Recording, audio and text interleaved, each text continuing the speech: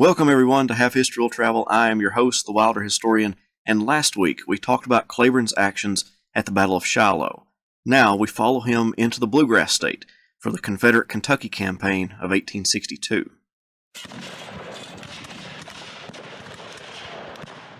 The Confederate army that encamped around Corinth was disheartened.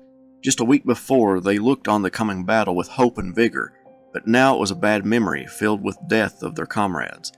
Stragglers slowly trickled into their ranks, but the 15th Arkansas was so decimated that it was consolidated with the 13th Arkansas from Stewart's brigade.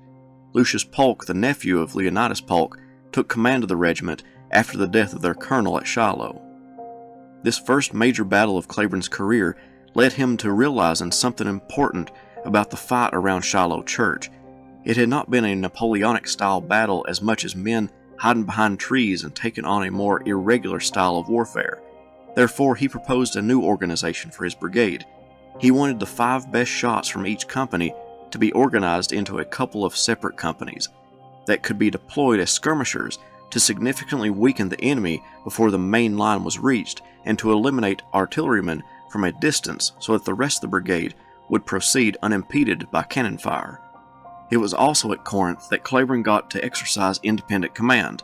Federal forces were moving at a glacial pace against the Confederate forces entrenched in northern Mississippi.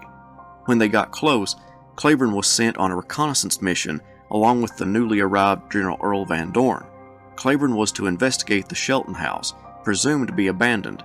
He accompanied the 35th Tennessee and ordered the other regiments to come up on his flank to approach the house. He waited a sufficient amount of time to allow the 24th Tennessee to follow orders and sent in the 35th. When they made it to the house, nearly an entire Union division met them. Cleburne looked around and didn't see the 24th. As the 35th got stuck in a fight for their lives, Cleburne tried to find the other regiment. He found it and its commander, with his jacket off, complaining that the foliage was too thick to maneuver his regiment. The Irishman's blood boiled, and he finally got all of his men and prepared for an assault. The 24th being already badly maimed, but before he could launch a charge, word came from Hardee to call off the attack. It was a good thing too, because Van Dorn, who was supposed to find the Union flank, had gotten lost and wasn't going to give Cleburne any support.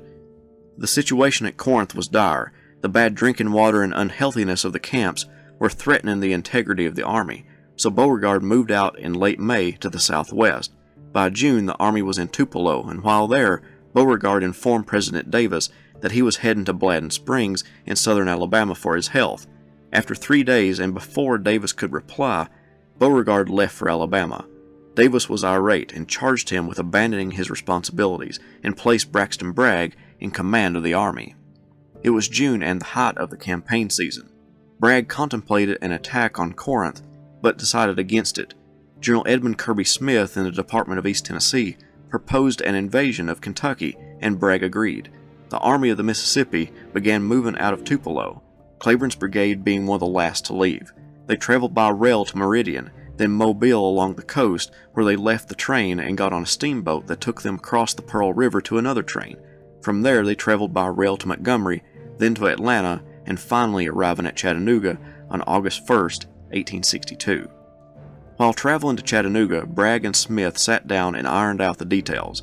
Bragg agreed to give Smith reinforcements, those under Preston Smith and Patrick Cleburne. Cleburne boarded another train and set off for Knoxville, arriving on August 7th. Kirby Smith reorganized his department with his new troops and combined Preston Smith and Cleburne's brigades into one division, naming Cleburne as the acting divisional commander. Before long, the whole Army of East Tennessee with Cleburne bypassed the Union-held Cumberland Gap to the west and invaded Kentucky. After a stopover at the small community of Barberville, Kentucky, Cleburne led the way north to Richmond, Kentucky. On August 29th, Confederate cavalry reported they had set up a picket line, but that Federals were in strength ahead. Cleburne formed his men into battle line, facing the unseen threat. All of a sudden, the Confederate cavalry, wagons, and servants leading horses came barreling down the road toward Cleburne with Federal cavalry nipping at their heels. Cleburne had his men exit the road and conceal themselves on the side of the thoroughfare. When the enemy got to within 25 yards, the Confederate infantry fired a surprising volley into the Blue Horsemen, and after a brief standoff, the Federals retreated. The next day, Cleburne was ordered to attack the Federals at an early hour. The Irishman did as he was told and soon found the enemy. Instead of launching an assault, he sent out his select sharpshooters to play havoc on the Union artillerymen. The casualties mounted, and the Union commander decided to launch an attack to relieve pressure on his cannon crews. He attacked Cleburne's right flank, but Patrick easily secured it, knowing that the Federals had to send troops from other parts of their line to launch that attack.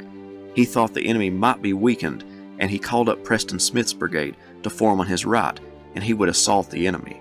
As he rode out in front of his lines preparing to move, he saw his friend Lucius Polk being carried off the field. He talked with him, finding that the wound was not so serious, and was about to open his mouth when the men saw their divisional commander's head whipped to the right. A minie-ball pierced his left cheek, smashed 2 teeth in his lower jaw, and exited his open mouth.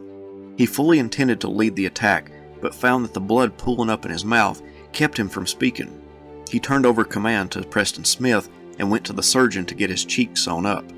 He wasn't with the division when they broke through the Union line, nearly capturing the entire Federal force. Kirby Smith rewarded Cleburne's men with a day of rest and new sky blue trousers from the captured enemy supply wagons. Cleburne would convalesce in the home of a local farmer. Although the wound wasn't life-threatening, the swelling and bleeding made eating difficult and speech impossible. Up until this point, Cleburne had been clean-shaven, but when he arrived back in camp at the end of September, he was sporting facial hair. For one, it was too painful to shave around the sensitive area, and two, it concealed the scar on his cheek. His speech was impacted as well. His men commented that it made him sound harsher, and one soldier described his raised voice as making a hissing sound. Confederate forces were spread all over the state of Kentucky, acting almost as an army of occupation rather than anticipating a major battle. When the Union Army under Don Carlos Buell began to move, Cleburne and the other outstretched units were recalled.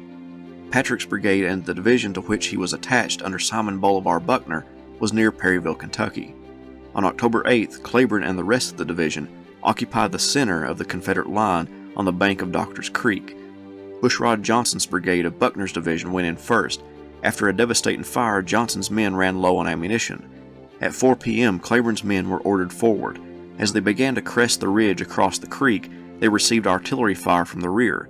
The Confederate artillery mistook their blue trousers and blue battle flag as that of the enemy. Cleburne got the gunners to stop, and the brigade proceeded up the ridge.